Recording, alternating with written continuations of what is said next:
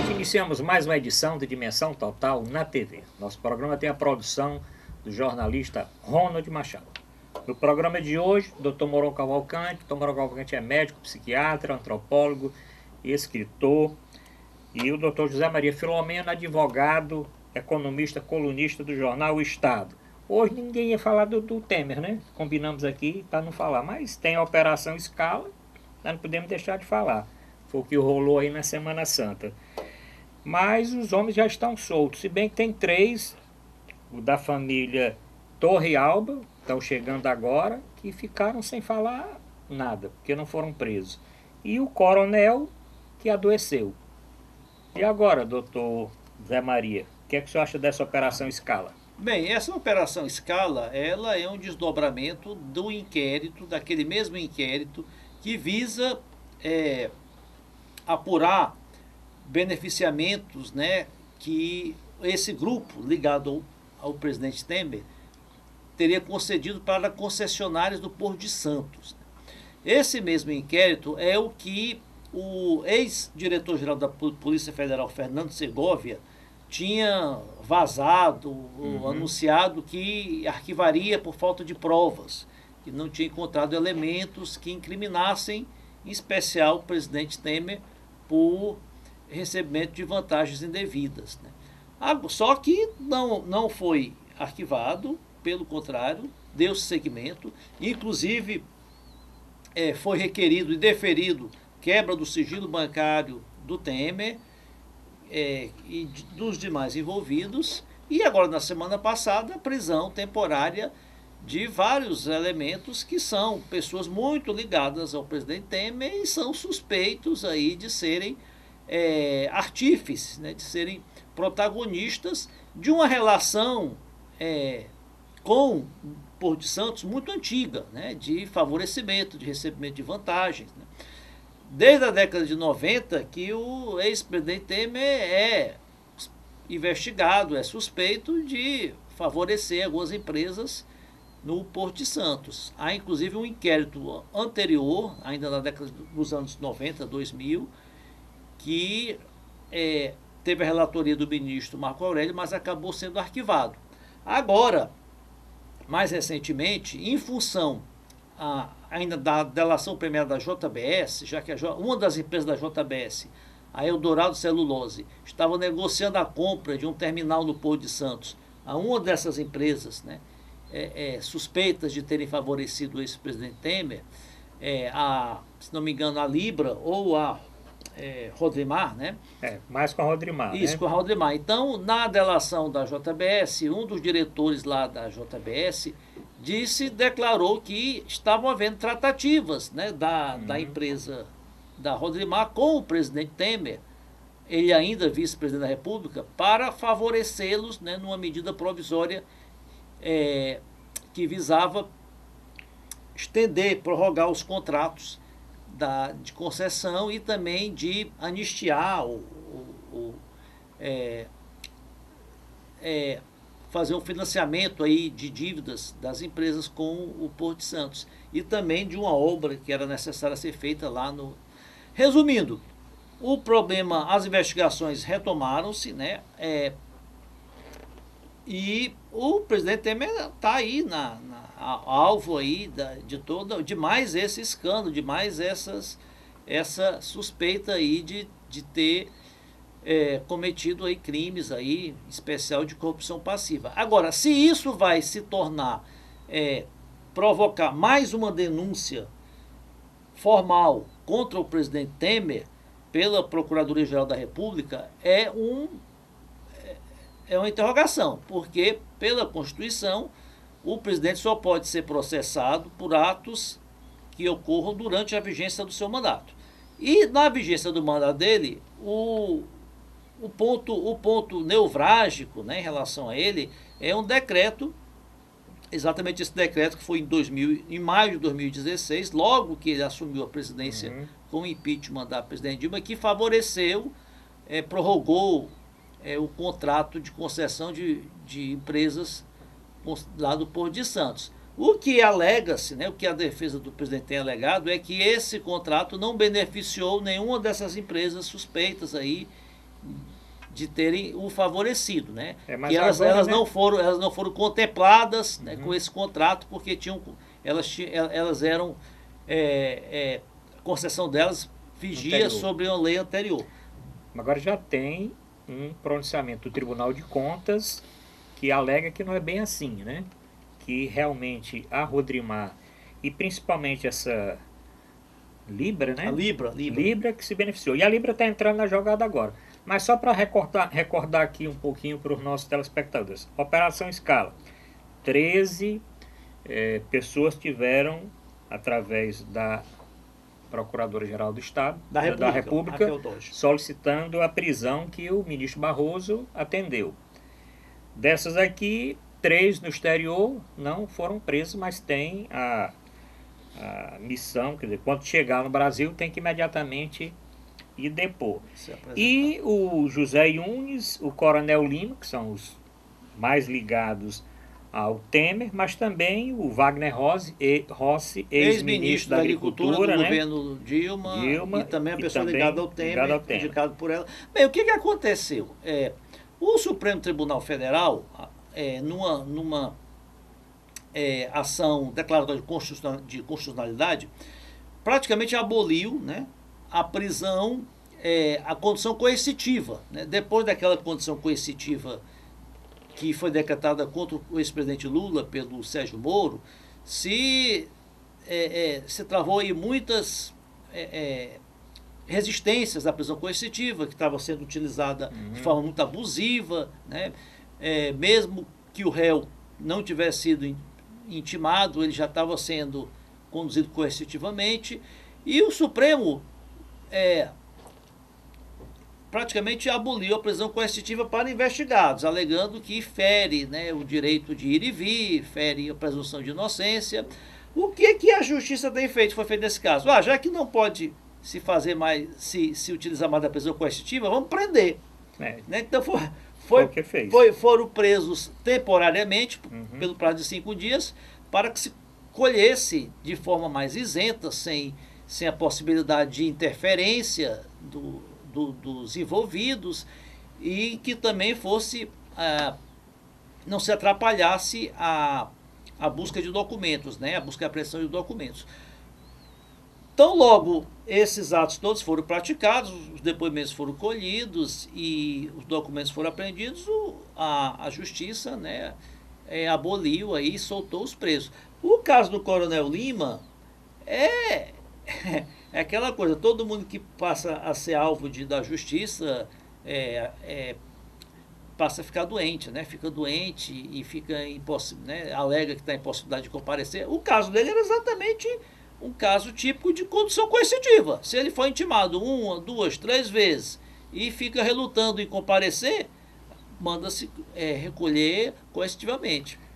Doutor Mourão Cavalcante, o que é que o senhor acompanhou desse caso aí? Eles estão soltos agora, mas tem uma série de documentos que foram apreendidos. Tem esse parecer do Tribunal de Contas dizendo que esse decreto aí, que é o que pode gerar uma terceira denúncia contra o presidente Temer, tem realmente algumas irregularidades. Essa Libra entrou na jogada, que só se falava nessa Rodrimar, não se falava nessa aqui. Tem ainda esses Torre Albas, a família todinha que está chegando para depor. Ninguém sabe o que esse pessoal vai dizer. O que é que o senhor acha mais essa operação aí da Polícia Federal? Ela está dentro da lógica do que tem acontecido nos últimos tempos, né? Alguém resolve lá da Procuradoria-Geral, solicita a chefe geral, no caso agora é a senhora Dodge, né? E ela encaminha ao ministro, o ministro atende ou não. E aí faz todo esse auê. Prende, leva e solta foguetes e não solta, e vai e vem e tal. E houve... Porque se cria a ideia no país de que o negócio é botar na cadeia. Tá vendo aí a história do Lula, como é que é? Então, como é que botou e já está saindo, né? Isso é o que fica na cabeça do povo. Como é que prenderam esses homens, já estão saltando? Foi uma prisão vapt-vupt. Será que foi o Temer que deu um esbarro, né, na Dodge, você é doida, você não faz um negócio desse. Agora, me chamou a atenção, primeiro, toda a imprensa não fala que são correligionários do Temer, Sim. assessores do Temer, não. São amigos. São os amigos. Uhum. A curriola. A gente não chama aqui no Ceará curriola. Essa é a curriola dele. Não é o gato-angorá, o índio. Esses são da dinâmica do poder, não é? Ministro disso, ministro daquilo, chefe daquilo, etc. Outro. Mas aqui não. Aqui é o pessoal da cozinha do presidente. Por que ele ficou tão aflito?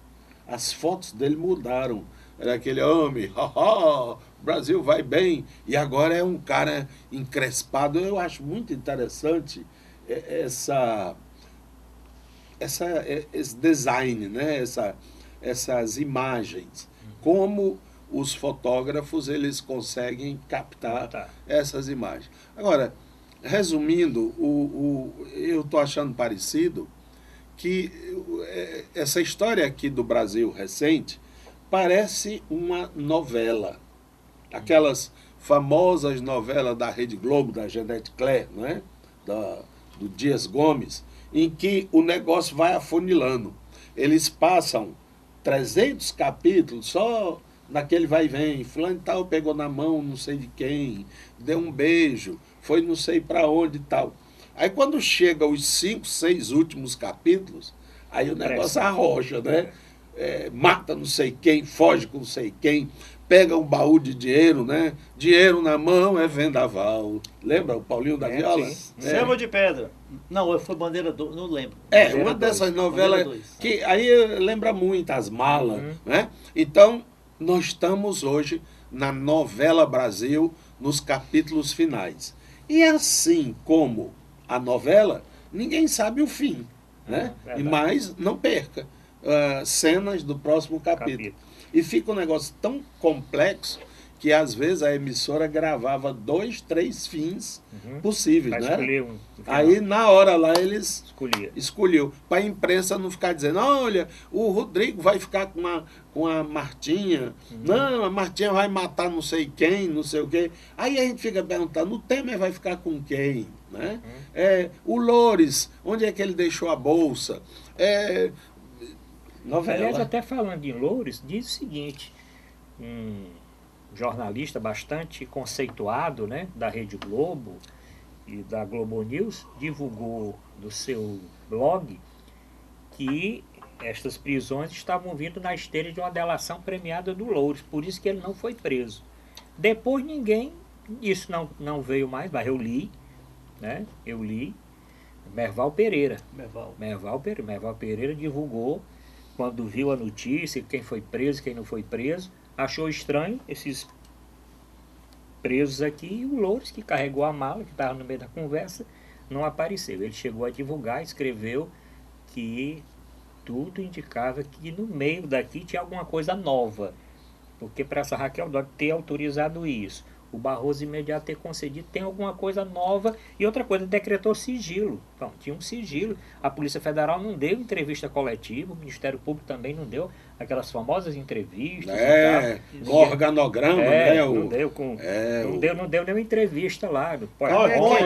Cadê aquele Dallagnol, né? O Dallagnol disse que está de jejum, está orando e de jejum. Ele está com a greve de fome, não daqui a pouco falar dele aqui. Rapaz, isso é falta de peia. Ou novela cheia de romance. Mas o que é certo é o seguinte, esses Torre Alba, que são diretores da Libra, eles vão justificar por que doaram R$1 milhão para uma campanha do Temer. Depois porque eu quis, dinheiro, né? Eu tenho muito dinheiro, o que essa operação mostra é que, olha só, o presidente da República está sendo investigado, os seus asseclas, né, seus amigos, seus comparsas todos, foram presos e quem decretou, quem requereu foi a Procuradora-Geral da República. Ou seja, não tem ninguém imune, não tem ninguém blindado, né? Seja o pessoal do Lula, do PT, seja o pessoal do Temer, né? Então, aqueles argumentos de que a Lava Jato, essas operações todas visam só aniquilar o PT, né, extirpar o PT da vida pública. Não tem nada disso. O PT ficou 13 anos no poder, logicamente que os fatos ocorreram durante a vigência do seu governo, os responsáveis são membros, a grande maioria membros do PT. Da mesma forma que o PMDB também governou junto com o PT, esse pessoal todo estava no governo por indicação do PMDB, mas nomeados pelo PT. Aquilo que está se apurando, as denúncias que surgem estão sendo apuradas e quem tiver de ser preso vai ser preso e está sendo preso. O Temer, se tiver culpa, vai responder na medida que a lei permite. Né? Fatos que ocorreram antes do mandato, lamentavelmente, só não podem ser objeto de denúncia agora. Agora, a situação do Brasil é lamentável, né? Porque nós temos um presidente totalmente massacrado por denúncias, por processos, que a sua condição moral, ética, nula. Né? Um presidente que foi 2 vezes denunciado ano passado e possivelmente vai ser mais uma vez denunciado sem nenhuma credibilidade. Vamos ter que terminar esse bloco, mas doutor Boró, para nós encerrarmos esse bloco aí do tema. Em relação a esse 1 milhão de dólares aí, sim, esse Yunes esse Yunes que é advogado aquele do Funaro, né? É aquele que disse que recebeu lá um pacote, que o Funaro na delação, disse que entregou a mando da Odebrecht no escritório dele ele não sabia um pacote com 1 milhão de dólares, ele não sabia, olha, eu recebi o pacote, mas não sabia o que tinha dentro. Né? E mandei o pacote lá para o PMDB. É um queijo de Minas. Mas, doutor Mourão, diga aí. O mais curioso é que o presidente Temer declarou à imprensa que ele estava sendo vítima de complôs de forças estranhas. Foi. É a mesma coisa do Jânio Quadros, né? Forças estranhas. Forças estranhas. Então, a Raquel Dodge. A Raquel Dodge foi nomeada para abafar a Lava Jato, para blindar o Lula, ou blindar o Temer. Nada disso. Ela mesmo está denunciando. Da mesma forma, o Janot era acusado de proteger o PT. Pelo contrário, o Janot também denunciou o PT aí por ser uma organização criminosa. Então, bom, vamos ter que terminar esse bloco. Voltamos já já.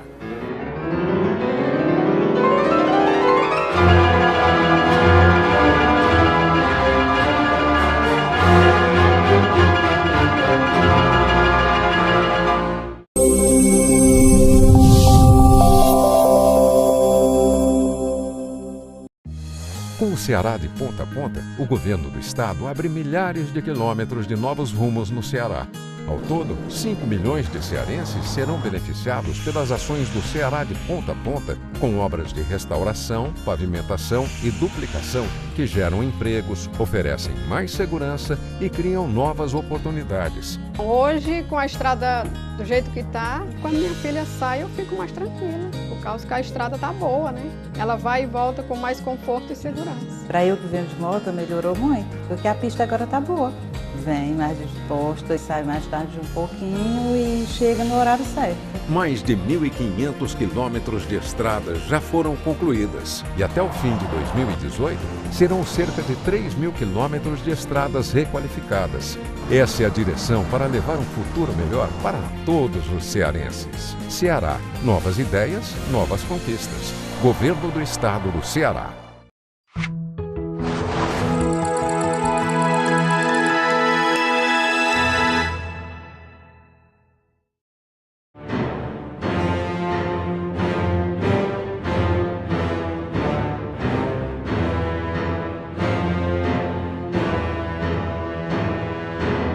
Voltamos a apresentar a Dimensão Total na TV. O nosso programa tem a produção e direção do jornalista Ronald Machado. Lembra o WhatsApp do programa, não falei no primeiro bloco. Anote aí, aqui é a Fortaleza 85-99925-1122. Lembro também o nosso portal na internet, portalrodabasto.com.br, para o telespectador rever todos os programas anteriores e assistir o nosso programa ao vivo. Vamos mudar um pouquinho de assunto? Doutor Mourão Cavalcante, março não foi um mês bom de chuva, não. Porque março tem o seu, é considerado o 9º pior índice pluviométrico pela FUNSEMI desde 1973.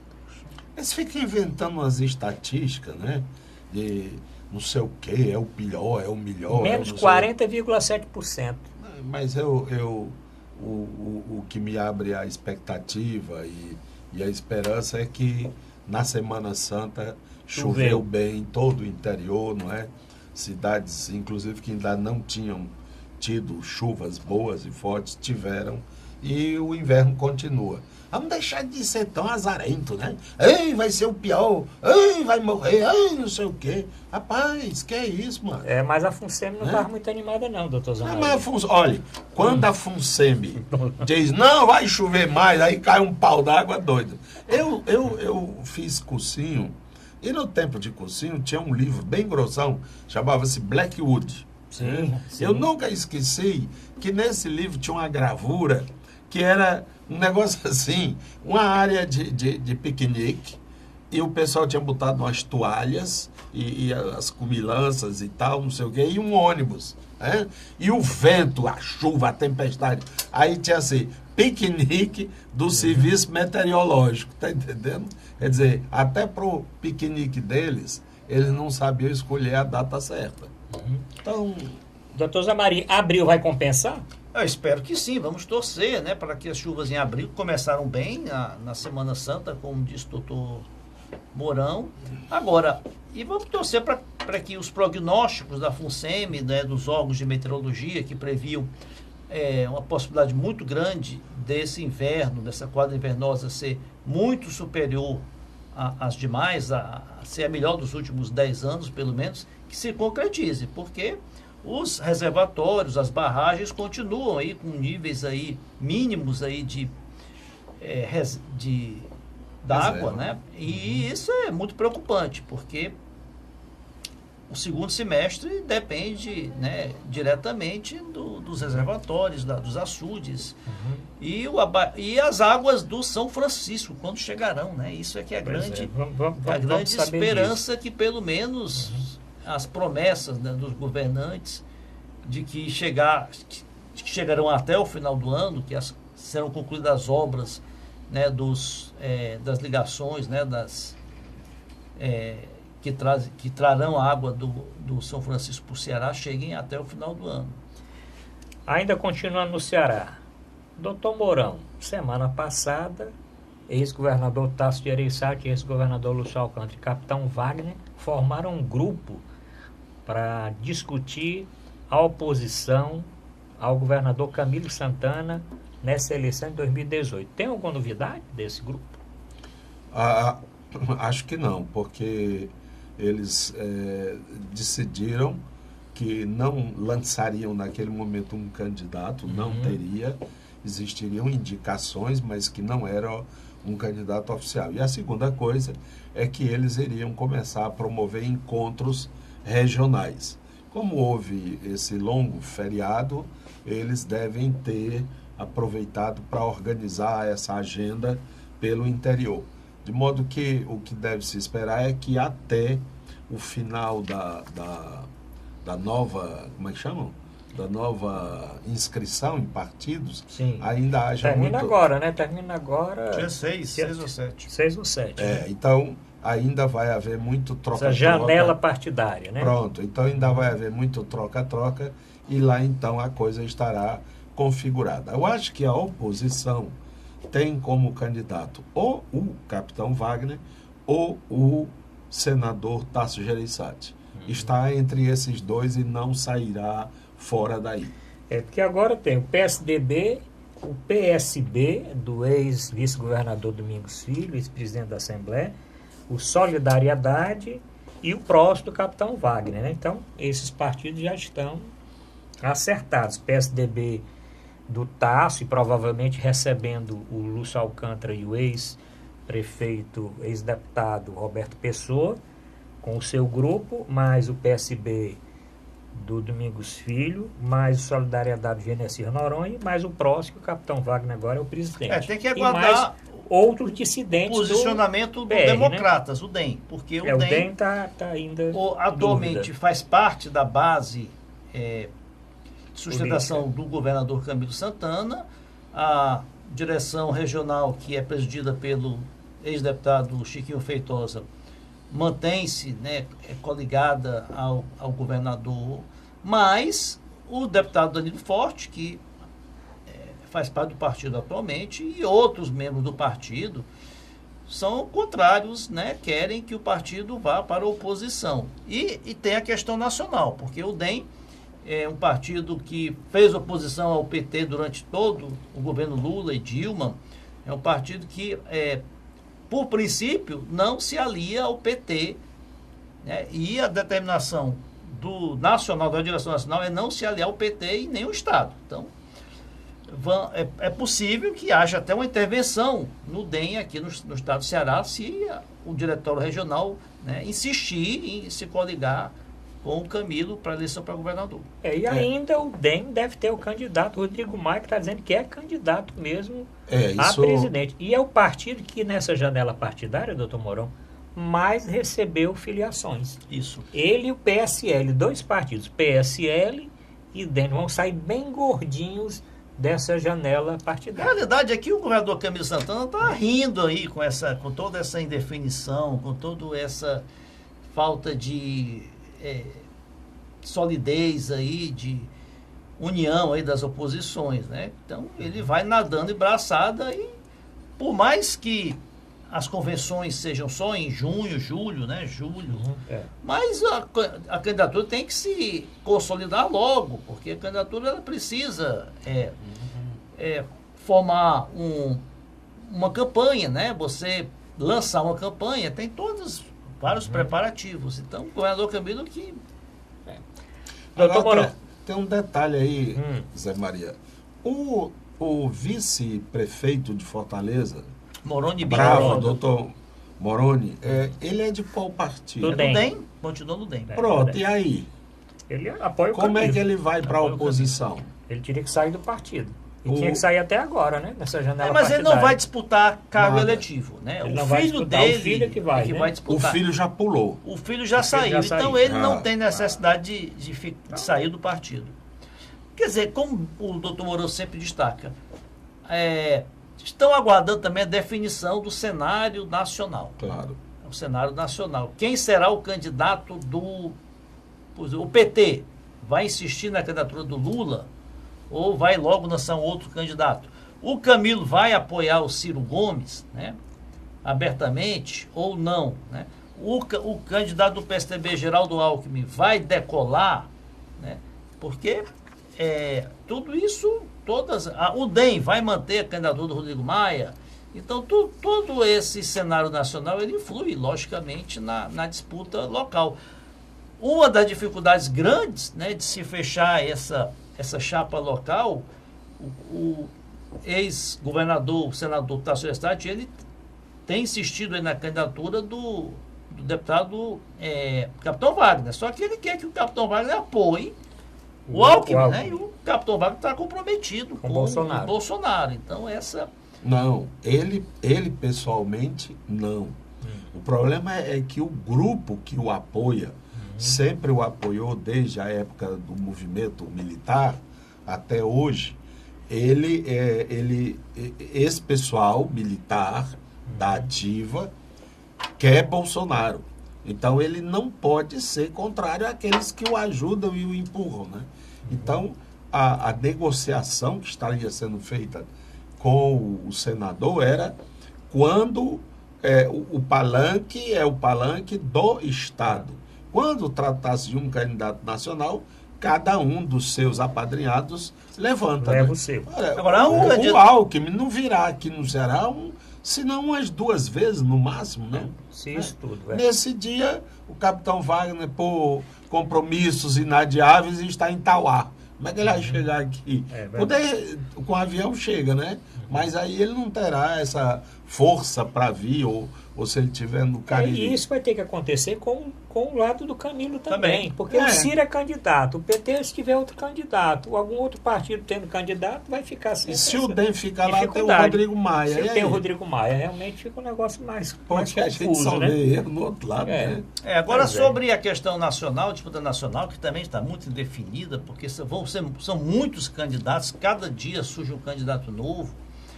O candidato aí que está ensaiando se lançar é o Joaquim Barbosa. E eu acho que é um candidato muito forte, assim, não para ganhar a eleição, mas para ganhar uma fatia grande do eleitorado de esquerda, de centro-esquerda, que está um pouco órfão aí. Seria candidato pelo PSB. Que ficará um pouco órfão aí na impossibilidade do ex-presidente Lula ser candidato, e também uma figura que vai atrair os descontentes com a política, né? Uma figura que não vem do meio político, se destacou muito como ministro supremo no combate à corrupção, principalmente aí durante o julgamento do Mensalão. Então, essa é a fatia do eleitorado que busca uma nova liderança à margem, né, dos políticos tradicionais, e uma liderança comprometida aí com a ética na política, com o combate à corrupção. Eu acho que é uma candidatura que tem um espaço muito grande a crescer. Vamos contar aqui. Henrique Meirelles se filiou ao MDB para ser candidato. Ele ainda não saiu, né? Não, ele saiu. Não saiu do Ministério. Não, mas está tudo certo. Já saiu do Ministério. Não. Já indicou o seu secretário executivo para assumir. Ainda não foi publicado. Sim, não foi publicado, porque essa semana que esse programa está indo ao ar, tem muita novidade aí do dia a dia, né? O Marum, famosa figura, Marum, disse que ele será o último. O último ministro, mas tem que sair por razões eleitorais. Ele tem que sair agora até o último dia, né? Mas já está certo, ele é o candidato.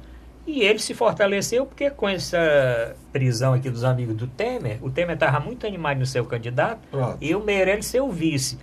Agora fica mais complicado, provavelmente vai ficar um compromisso aí de colocar o Temer para ser ministro e o Meirelles seja o candidato, compondo com outras forças aí.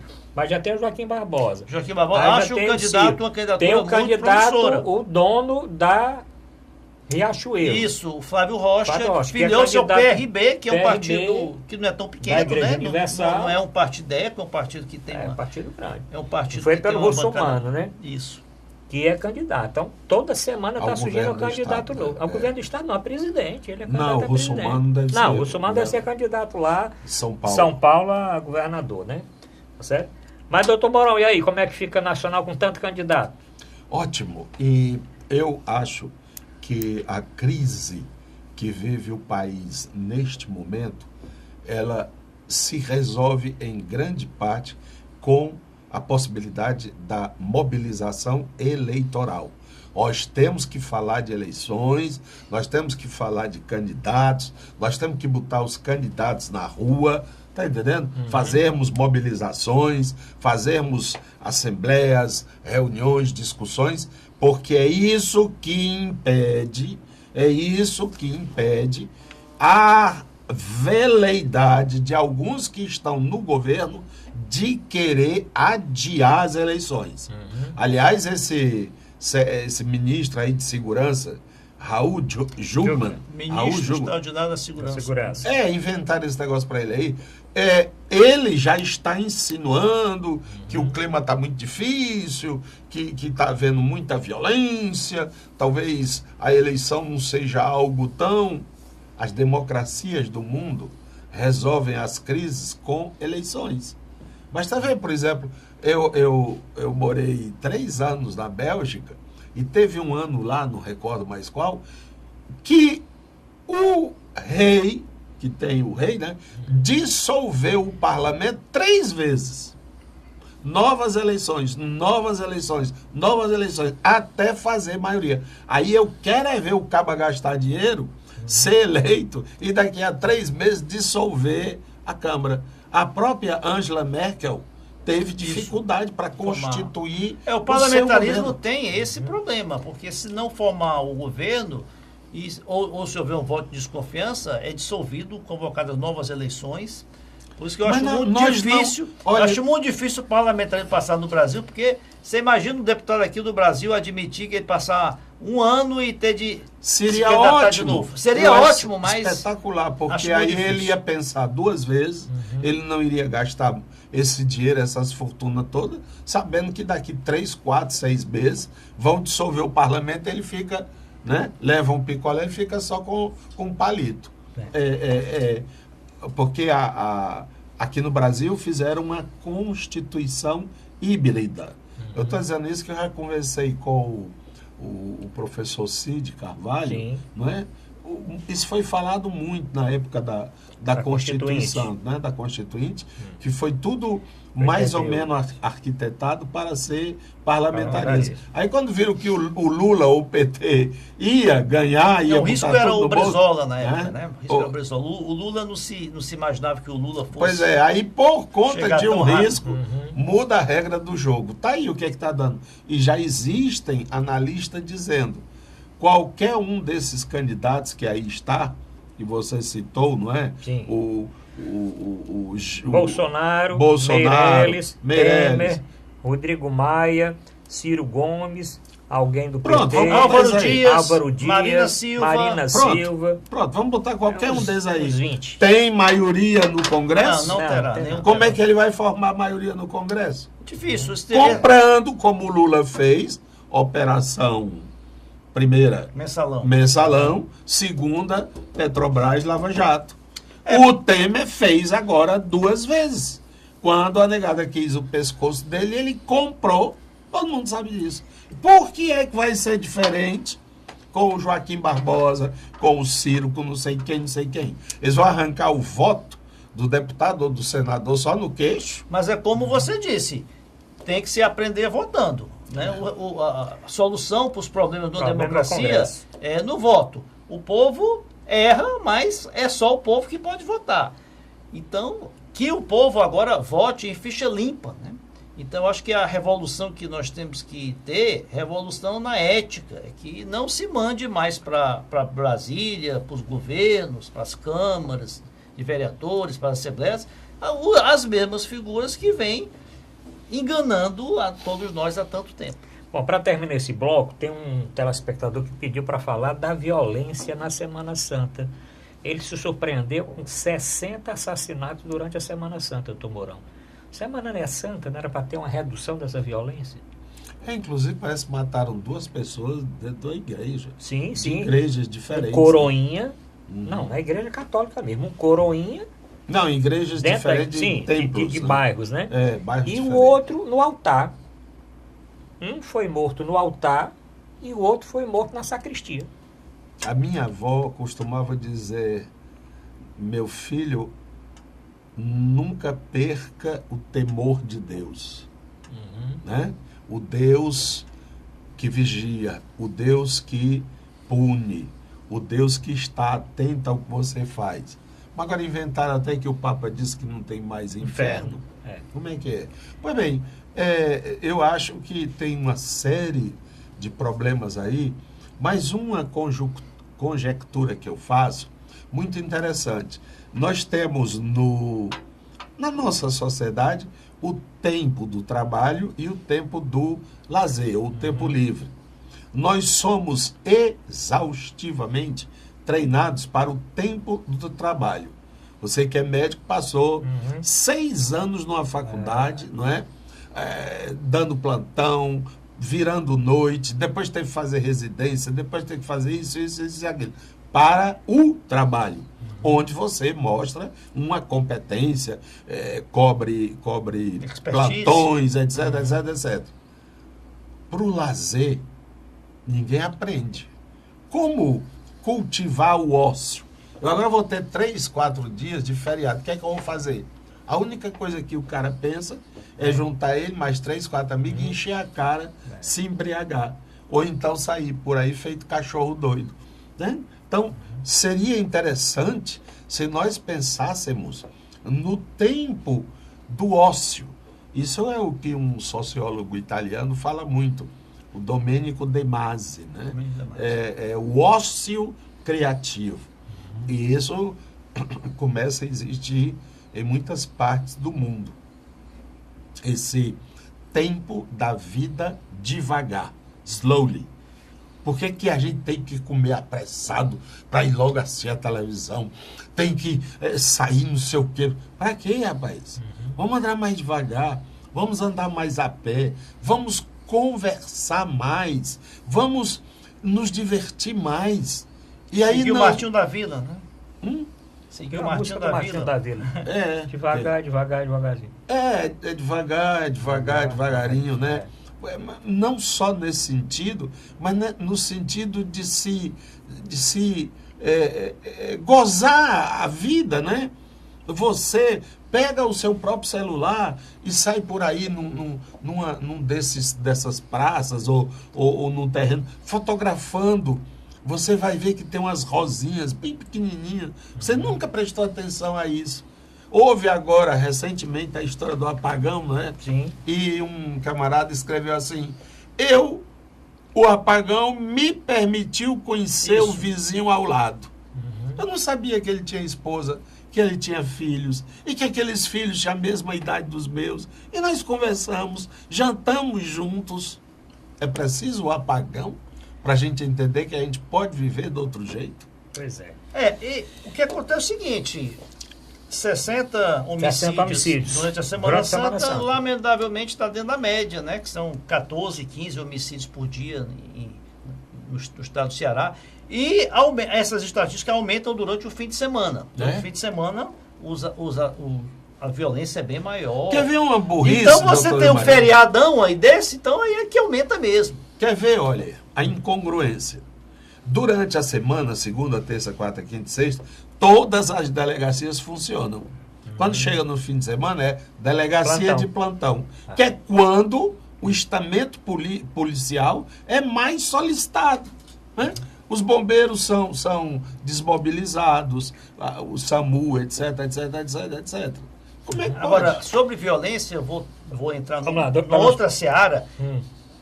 Tem a violência urbana, a violência da criminalidade, a violência das facções criminosas, né, que tem vitimado aí a sociedade brasileira. Nós aqui em Fortaleza somos aí hoje talvez a segunda capital com maior presença do crime organizado, mas a violência está na política, né? A violência está impregnada aí no acirramento político. Ele tem trazido uma violência para alguns segmentos. Você tem aí esses tiros aí na caravana do Lula. Sim. Você tem aí políticos que não podem mandar de avião porque são hostilizados, jogam ovo, tomate, ameaças. Então, esse clima de acirramento político, ele não pode debandar para uma violência das vias de fato.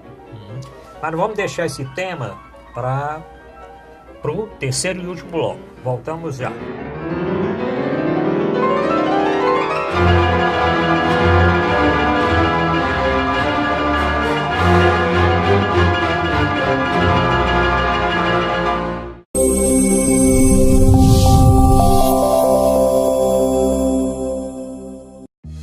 Com o Ceará de ponta a ponta, o governo do estado abre milhares de quilômetros de novos rumos no Ceará. Ao todo, 5 milhões de cearenses serão beneficiados pelas ações do Ceará de ponta a ponta, com obras de restauração, pavimentação e duplicação que geram empregos, oferecem mais segurança e criam novas oportunidades. Hoje, com a estrada do jeito que está, quando minha filha sai, eu fico mais tranquila, por causa que a estrada está boa, né? Ela vai e volta com mais conforto e segurança. Para eu que venho de moto, melhorou muito, porque a pista agora está boa. Vem mais disposta, sai mais tarde um pouquinho e chega no horário certo. Mais de 1.500 quilômetros de estradas já foram concluídas e até o fim de 2018 serão cerca de 3.000 quilômetros de estradas requalificadas. Essa é a direção para levar um futuro melhor para todos os cearenses. Ceará, novas ideias, novas conquistas. Governo do Estado do Ceará.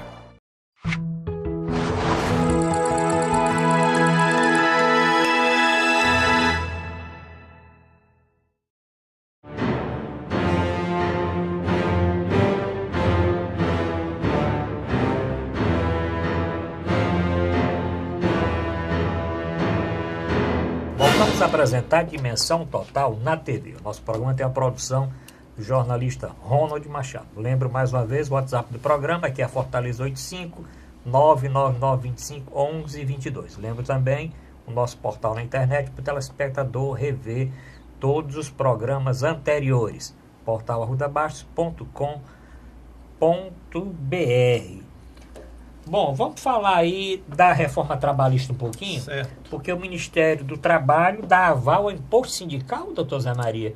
Esse imposto sindical não ia acabar? Pois é, uma das bandeiras aí da reforma trabalhista era exatamente essa, né? Acabar com a obrigatoriedade do imposto sindical, que era um clamor antigo aí de muitos segmentos, porque o imposto sindical é um dia de trabalho que é descontado do empregado, e isso se reveste para o sindicato, para as confederações sindicais, é dividido, né?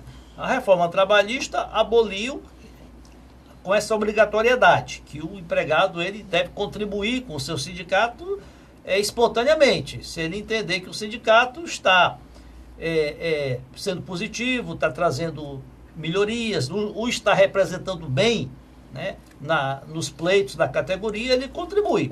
Só que o Ministério do Trabalho emitiu agora uma nota técnica dizendo o seguinte: se o sindicato, em convenção, em assembleia, a maioria, né, decidir por instituir, por cobrar o imposto sindical, os empregados todos têm que pagar. Então, isso vai de encontro com o que foi,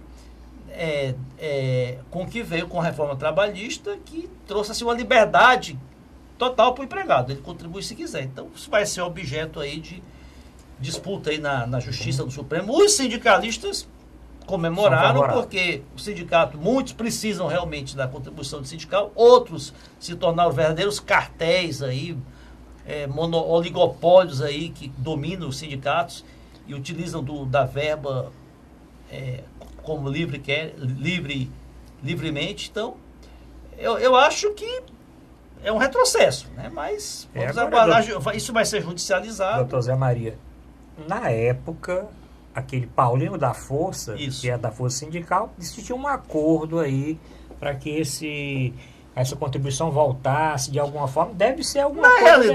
Na realidade, os dirigentes sindicais, existem castas que dominam os sindicatos, né? Você não ouve falar um empregado, eu fui à Assembleia, eu participei da Assembleia. Não, tem ali uma minoria que domina. Então eles vão manipular as assembleias aí para aprovar aí o imposto sindical, talvez aprovar também até um valor menor, mas vai acabar, ou seja, vão acabar se acomodando de uma forma que o sindicato continue tendo aí uma fonte aí de financiamento. Doutor Mourão Cavalcante, e além desse problema da reforma trabalhista, o senhor tem visto aí uma redução muito acentuada do desemprego? Vamos dizer, primeiro um comentário a respeito disso aqui. A pessoa, vamos dizer, por exemplo, ele é motorista, mas ele não é sindicalizado. Mas é obrigado a ser. Hã? Ele sendo ou não, ele contribui. Ele disse, eu sou motorista, mas não quero me sindicalizar. Mas ele tem a contribuição sindical obrigatória. Então voltou o que é. Não, se a Assembleia... Se a Assembleia voltar... Vai voltar. Se o gato miar, aí vale. Vai voltar. O gato vai latir, rapaz. Isso aqui está resolvido que vai voltar mesmo. O gato vai latir, sabe?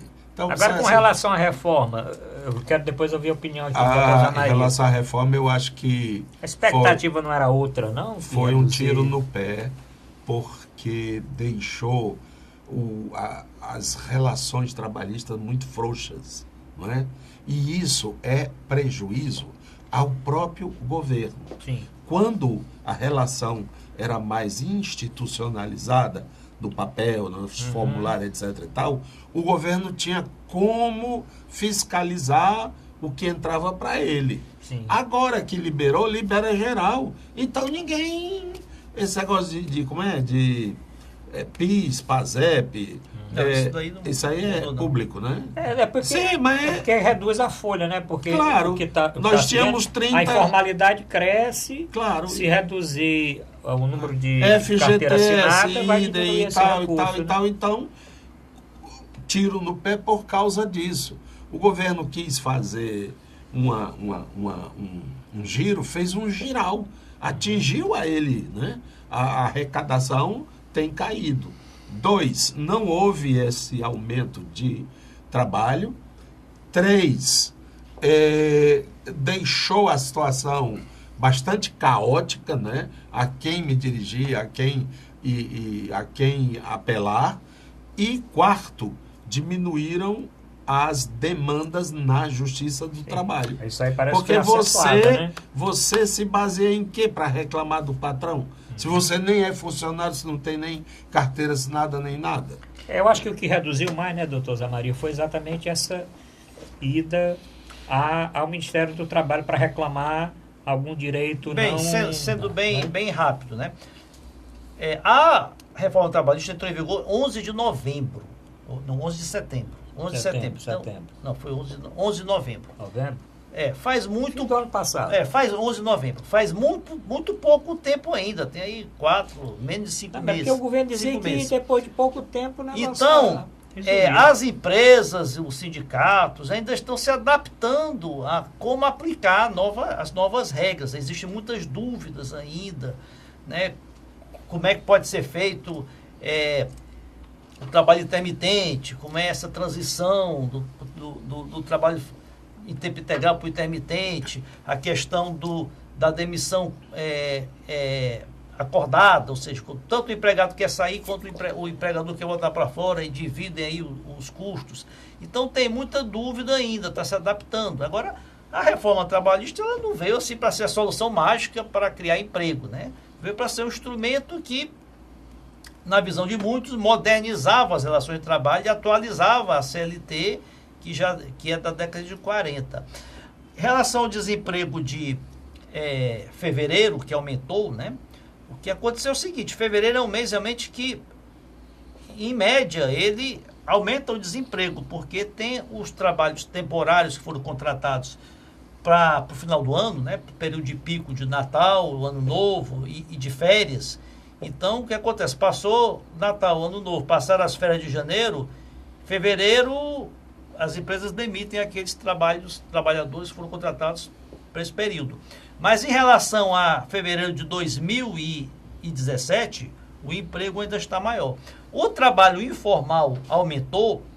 A tese de alguns economistas é o seguinte, que como a economia está se recuperando, está reagindo, então aquele autônomo, aquele ambulante, o cara que vende pipoca, ele viu tem mais gente na rua agora para comprar pipoca, então eu vou voltar a vender pipoca na rua.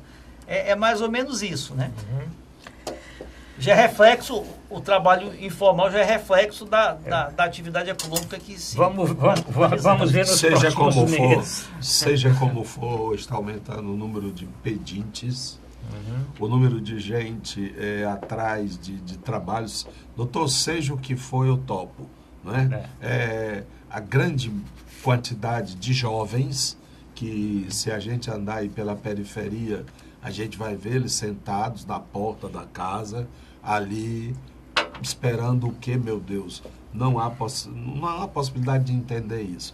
Essa reforma, nem para os empresários responsáveis, para os empresários consistentes, de empresas sólidas, isso interessa.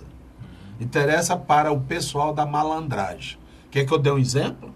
Sim. Você tem, por exemplo, para uma empresa como J. Macedo, isso não interessa. Isso não interessa. Eles têm pessoal lá, carreira, né? Pessoal lá de 10, 15, 20 anos, etc. e tal. Aí você pega um negócio chamado de call center.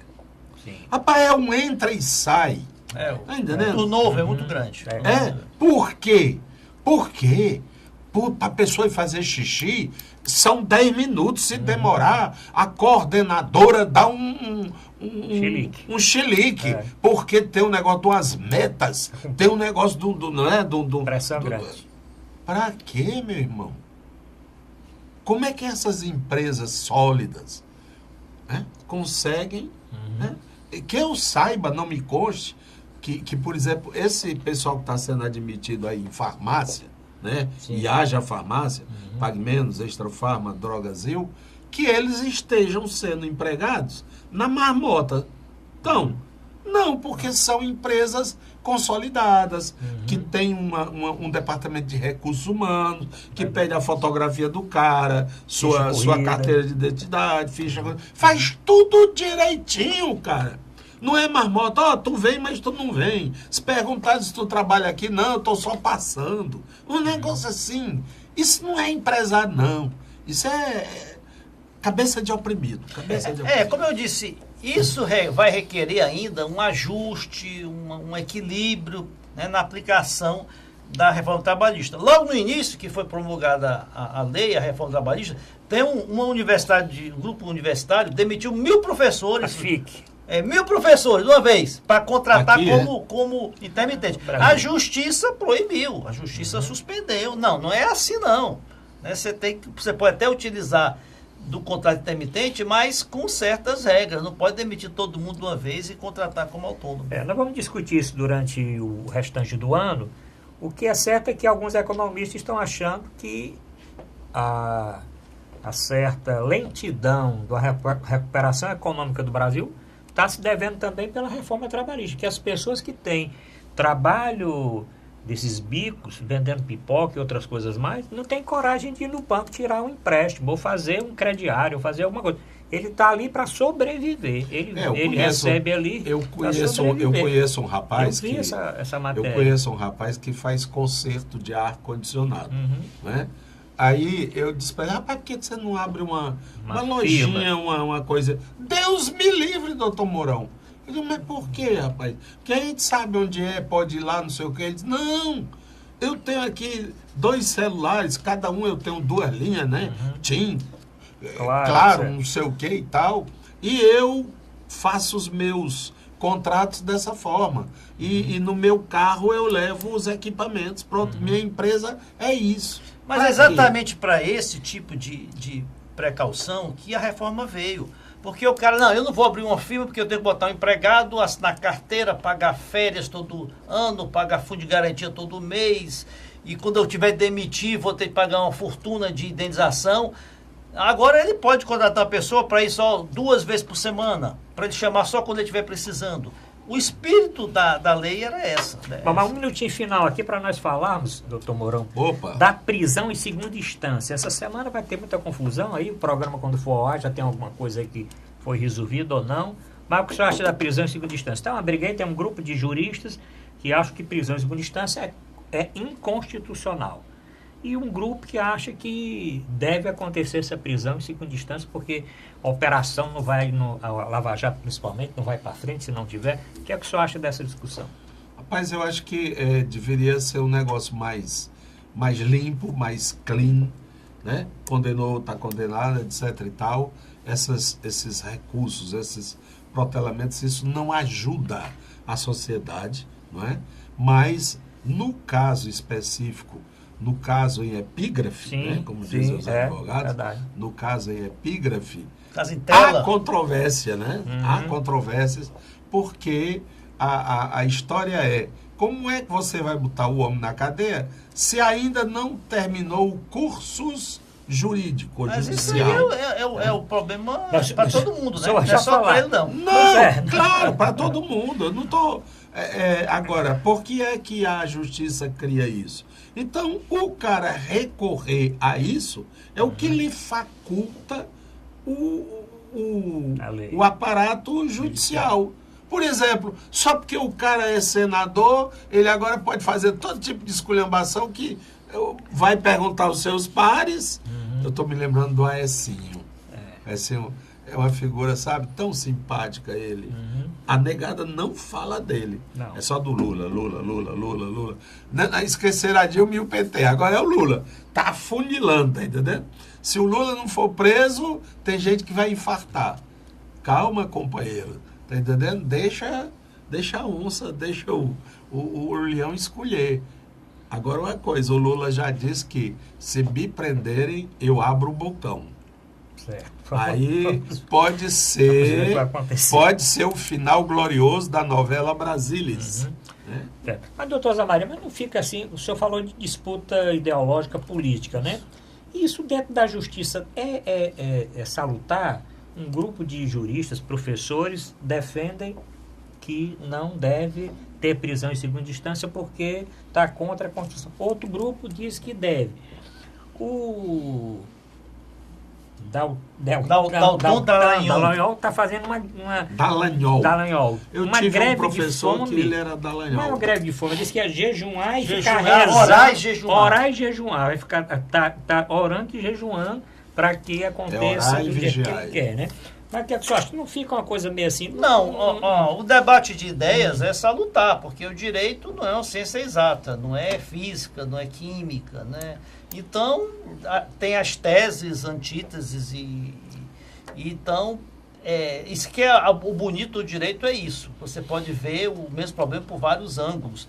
Agora, o que acalorou esse debate todo da segunda instância é o caso do ex-presidente Lula, né? Não tivesse essa situação dele aí, que pode ser decretada a prisão ou não, já que o processo dele já foi julgado na segunda instância, o debate, assim, não estava tão intenso, né? Então, muita gente que hoje está se manifestando contra a prisão em segunda instância ou que estão se manifestando a favor, teriam talvez posições diferentes, não fosse o caso do Lula. Eu acho que foi uma coisa positiva para o país, para o combate à corrupção, para o combate à impunidade, esse entendimento que se pode prender logo após a segunda instância, né? Agora, por que não depois da primeira? Não, porque você tem que lá nos Estados Unidos né? A própria Constituição garante pelo menos um recurso, né? E agora existe existe as teses de que deve-se interpretar a Constituição literalmente, que quando ela diz que ninguém pode ser considerado culpado até o trânsito julgado da sentença penal condenatória. E tem outros que entendem que você tem que interpretar sistematicamente a Constituição. Então, esse princípio da presunção de inocência, ele não pode ser considerado ele por si só. Ele tem que considerar também o princípio da duração razoável do processo, né, o princípio da segurança, né, o princípio da moralidade. Então, todos eles têm que ser considerados e que, como, né, a segunda instância esgota a análise dos fatos, né, a terceira instância só vai se analisar questões assim legais, né, e como, na prática, menos de 1% dos condenados, né, são absolvidos na terceira instância, né, e menos de 10 tem a pena reduzida, então que para dar logo efetividade à condenação, que se prenda logo na segunda instância. Agora, não resolveria? Na prática, eu acho... Uma mudança na Constituição não resolveria o problema, não? Primeiro que não pode mudar. Agora não. Não pode mudar a Constituição agora, porque nós estamos sob intervenção federal. Bem. Eu estou dizendo, é um negócio de querer resolver as coisas, não é emergência, porque tem um elemento ali para se resolver. O negócio é o seguinte, tem que conversar. Mas o Supremo já muda a Constituição toda hora. Ele interpreta a Constituição. Existe um segmento significativo da política brasileira que não quer o Lula candidato, que quer o Lula preso. Esse negócio de que é que diz o artigo da Constituição, isso é só subterfúgio. Se dependesse da cabeça do Moro, da cabeça do Dallagnol e de sua trupe, o Lula já estava há muito tempo. Porque aquele famoso, é que falei aqui, né? Condução coercitiva lá para o aeroporto de São Paulo, ali era para levá-la a Curitiba e meter no xadrez. Só que alertaram e deu um auê. Esse auê ainda pode existir. Eu acredito que o negócio já está tão surrado, tão batido, que essa reação não vai ser de explosão do Brasil, não.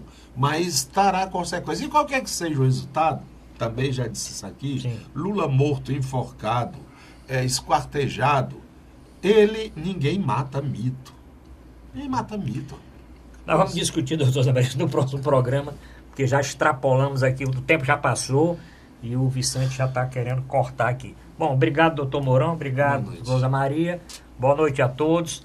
Os telespectadores ficaram até esse momento e até o nosso próximo programa.